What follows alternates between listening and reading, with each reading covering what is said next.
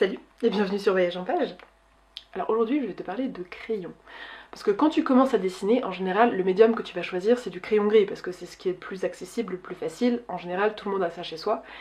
Et pourtant, tous les crayons gris ne se valent pas. Perso, quand j'ai commencé à dessiner, j'utilisais des crayons gris basiques qu'on trouve en supermarché comme cela. Et puis, au fil de mes pratiques, j'ai découvert qu'il existait plusieurs valeurs de crayons gris.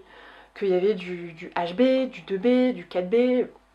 Bon, je me suis un petit peu renseignée et je me suis rendu compte qu'il y avait plusieurs valeurs. Ce que vont indiquer les lettres en fait qui sont marquées sur ton crayon, HB, 2B, etc., c'est la dureté de la mine en fait, savoir si la mine va être dure ou tendre. Le B signifie que tu as une mine grasse. Plus le chiffre à côté est élevé, plus la mine va être grasse. Par exemple, du 2B va être moins gras que du 4B, lui-même moins gras que du 6B, etc. Pour avoir bien cherché, en magasin tu trouves en général du HB, du 2B et du 4B. C'est déjà pas mal, mais c'est pas non plus fou. Hein.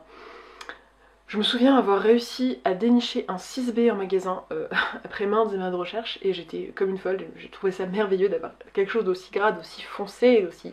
C'était merveilleux. Et puis un jour je suis allée à la boutique d'art en face de chez moi et puis j'ai vu une boîte de crayons gris spécial dessin, un peu plus haut de gamme quoi. Et puis je me suis dit, bon allez, tu dessines depuis un moment, voilà, le crayon gris tu les utilises beaucoup, ça vaut peut-être le coup d'investir dans des crayons gris un peu plus haut de gamme, un peu plus spécial dessin. Et c'est comme ça que j'ai acquis ma boîte de crayons Caran-d'Ache. Cette boîte-ci que j'ai achetée contient 6 crayons qui vont du 2H au 9B. Autant te dire que moi qui étais déjà folle avec mon 6B, quand j'ai vu que ça montait jusqu'au 9, j'étais au paradis. Il en faut peu hein, pour être heureux, vraiment. Donc elle contient 6 crayons et cette boîte m'a coûté 20 €.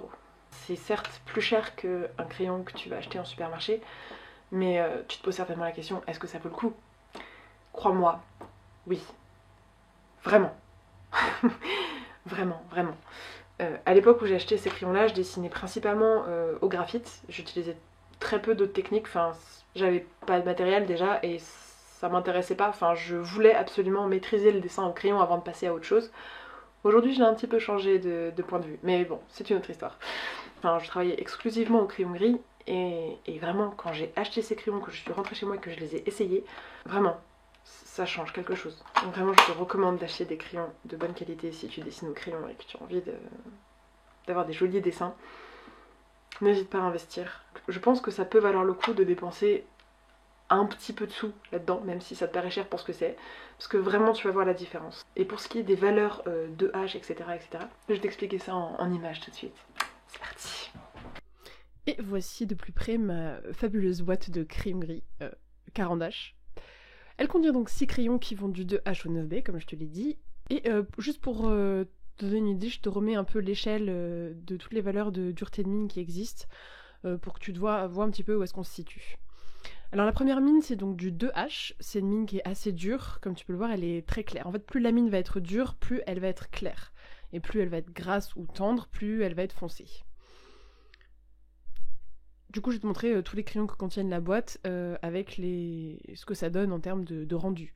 Donc la première c'est donc du 2H, la deuxième ça va être du HB, donc une mine moyenne.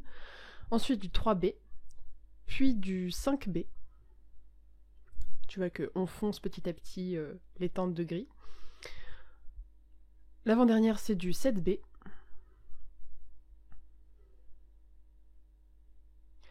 Et enfin, la dernière, la fameuse, la mine 9B. Voilà, donc comme tu peux le constater, on se retrouve quand même avec une jolie palette de gris avec pas mal de nuances, ce qui n'est pas négligeable quand tu dessines au crayon. Voilà, j'espère que cette vidéo t'a plu.